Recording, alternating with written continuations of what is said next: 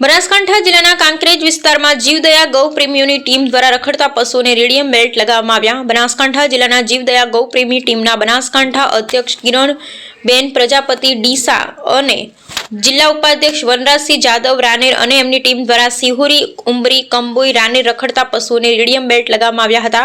ત્યારે તેમની ટીમે જણાવ્યું હતું કે રખડતા પશુઓને રેડિયમ બેલ્ટ બાંધવાથી અકસ્માત ટાળી શકાય તે હેતુથી સમગ્ર ટીમ દ્વારા કામગીરી હાથ ધરવામાં આવી રહી છે, જેથી કરી વાહન ચાલકે રખડતા પશુઓને રેડિયમ બેલ્ટ સેફટી રૂપી બની શકે, વાહન ચાલકે પશુ અકસ્માત થતા બચી શકે, જેથી ટીમ દ્વારા ઉમદાભરી કામગીરી કરી રહ્યા છે।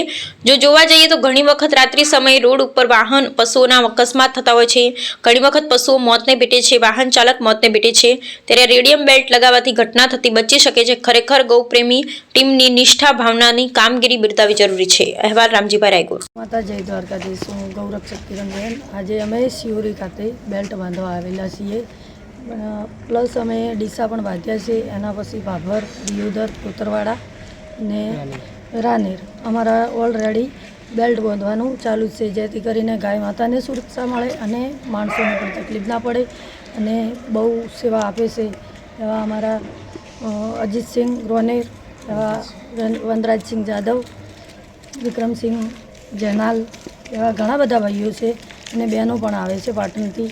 અને અમારું એક જ છે કે આ ગાયોને બેલ્ટ અમે બાંધીએ ને તો માણસોને મતલબ તકલીફ ના પડે ને ગાયોને પણ તકલીફ ના પડે, જેથી કરીને આ કામગીરી આગળ અમારી ચાલુ રહેશે। જય ગૌ માતા, જય દ્વારકા।